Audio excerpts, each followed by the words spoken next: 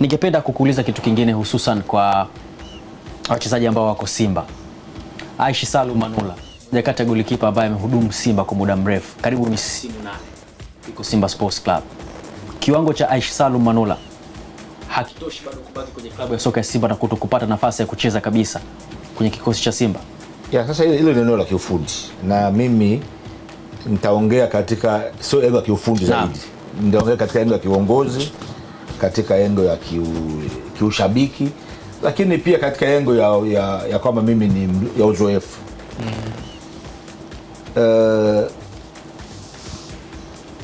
Manula was an excellent goalkeeper.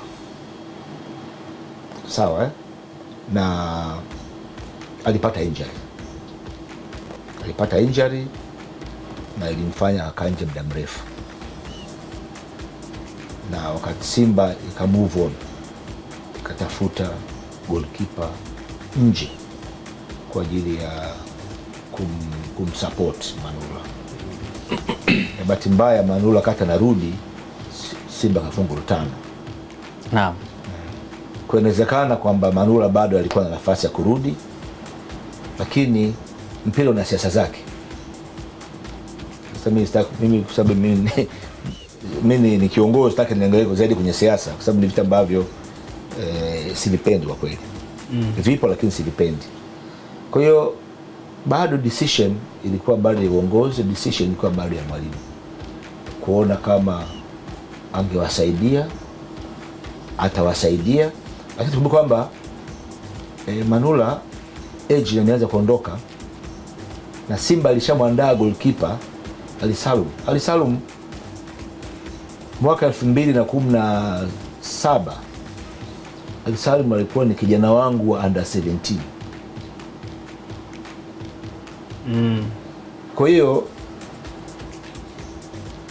labda ifike sehemu kwamba tutoe nafasi kwa watu ambao wanaweza tukawatumia zaidi huko mbele. Kwa hiyo mimi sioni kama ni tatizo kubwa, na sioni kama ni shida kama Ali Salum anakuwa promoted kuwa goalkeeper namba 2. Maana yake ni kwamba ni eneo la kiufundi, na kama walimu wamemuona hivyo, mimi nadhani siwezi kipa kuondoka ni kitu cha kawaida. Mchezaji kuhama timu moja nyingine ni kitu cha kawaida. Ni mahitaji, saa nyingine inakuwa ni walimu au fedha, au mchezaji unamtaka, mkataba umeisha, kuna timu imemuofa zaidi. Lakini pia mahitaji ya mchezaji, na pia na mahitaji ya mchezaji mwenyewe.